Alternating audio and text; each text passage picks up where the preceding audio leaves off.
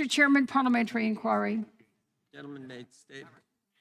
Well, I've already recognized Mr. Johnson. Thank you, Mr. Chairman. The Democrats, our friends on the other side of the aisle, are trying their best to obscure the purpose of this hearing and to pretend like they don't understand the meaning of it. Here it is. Activists in the FBI and the Department of Justice have weaponized the full weight of their agencies against everyday Americans. It's alarming. The examples that have been highlighted by this committee are shocking to the sensibilities of all the people that we represent, and they want us to get action and answers and accountability. The FBI, here's a couple of examples. The FBI sought to label concerned parents at school board meetings domestic terrorists. We know that they sought to recruit spies and informants inside the congregations of traditional Catholic churches.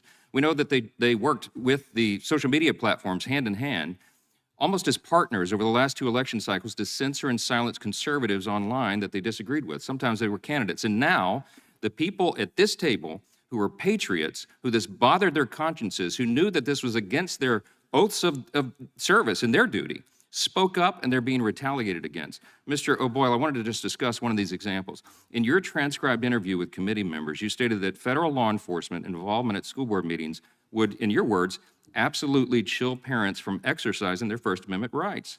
Can you explain a little bit more about what you meant by that?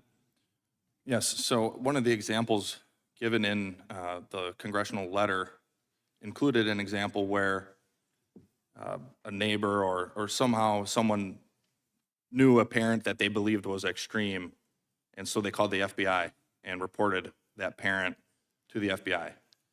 When citizens in this country get to a point where they can call the most powerful law enforcement agency in the world on their neighbor just because they disagree with them, that is chilling to the First Amendment rights of the people who are getting the FBI called on them. That is absolutely right. The parents who are concerned about their kids' education have a right to come to the school board meeting and express those sentiments, and they should not have fear of the federal government investigating them or doing, as you testified and explained to us, that the FBI counterterrorism and criminal divisions came together to create a unique threat tag to label these parents domestic terrorists.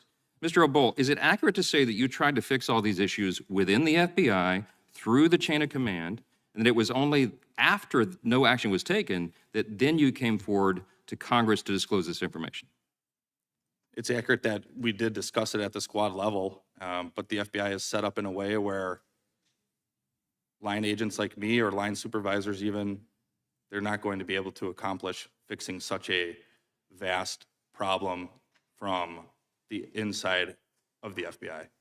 And what you've done is exactly what federal law requires of you. We recognize, as was said here a moment ago, we recognize and protect whistleblowers for their patriotic duty. Why? Because it's essential to maintain the rule of law and to make sure that corruption does not fester throughout the government.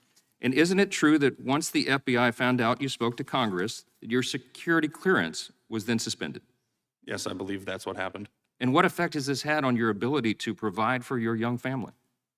I've since had to rely on charity because the FBI stopped paying me, and there's no other way for me to make a living. I know from other whistleblowers that the FBI routinely denies them the ability to get outside employment, and then as a special agent, you can only make $7,500 a year outside of your government salary. So you're really stuck between a rock and a hard place, because on one hand, we want to try to get our jobs back because we are trying to do our patriotic duty. But on the other hand, we still have families to take care for. It's essentially a death sentence in the modern era. Yeah, talk about a chilling effect, right? Not only have we chilled the rights of parents to go and express their views, any other whistleblower better take note, right? They better take note. You may not be able to feed your family. It's disgusting. Your security clearance was wrongfully suspended. You have no recourse, right? Because here's the thing. If you wrongfully strip clearances, the FBI is the one that you appeal to, right? The FBI is supposed to investigate itself. Is that right? That's correct. I just want everybody to understand, we only got 40 seconds left. The FBI investigating itself. This is why we're here, folks.